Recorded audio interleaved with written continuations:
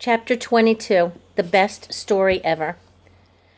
"Do you think we should go into the forest and check on Mrs. Mulberry and Victoria?" Ben asked. "I guess so," Pearl said. They hurried across the road and were just about to head up the forest path when a horn honked and a blue and white patrol car pulled up alongside. The darkened window rolled down and Officer Millie stuck her head out. "Hiya, Pearl. Hiya, Ben. What are you two up to?"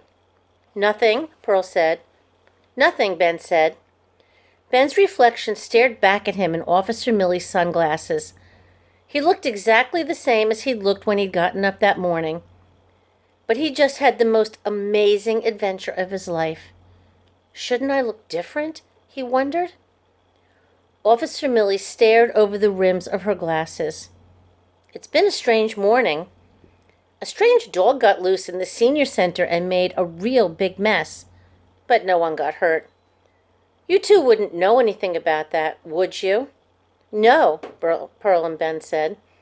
"What about the net that was left in the forest? Do you know anything about that?" "No," Pearl and Ben said.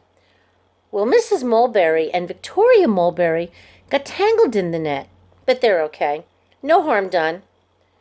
Officer Millie pointed to the rolled-up paper in Pearl's hand. "What you got there?" "We got jobs at the worm hospital," Pearl said. "We're going to work Monday, Wednesday, and Friday, all summer." "What do you do at a worm hospital?" Officer Millie asked. "Feed the worms," Ben said. "Take them for walks," Pearl said. "And give them baths," Ben added. "Stuff like that."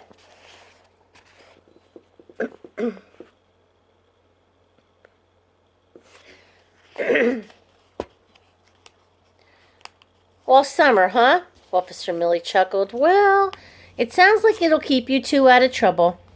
Come on, I'll give you both a ride home."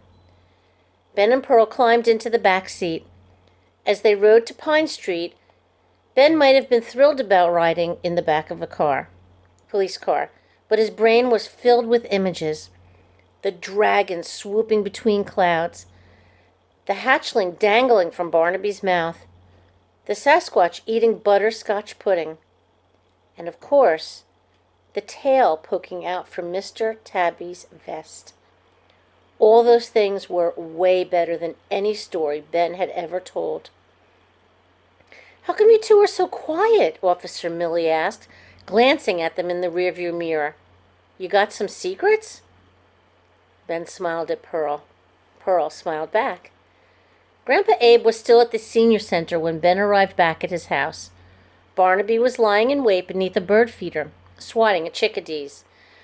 Once inside, Ben opened his sock drawer and tucked the Sasquatch catching certificate way in the back. Monday couldn't arrive fast enough. What would happen at Dr. Wu's secret hospital?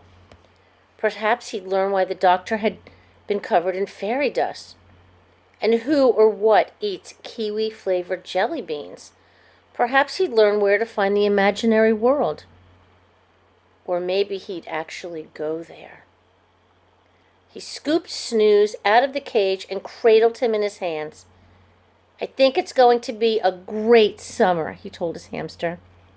Snooze stared at Ben with his beady black eyes. Then he curled up into a ball and fell asleep. Ben tucked Snooze back into his nest and closed the cage. Life is simple in a plastic rectangle where nothing happens and nothing changes. But sometimes change is just what life needs. Sometimes change is a very good thing. Ben smiled. Then he headed into the kitchen to do the dishes.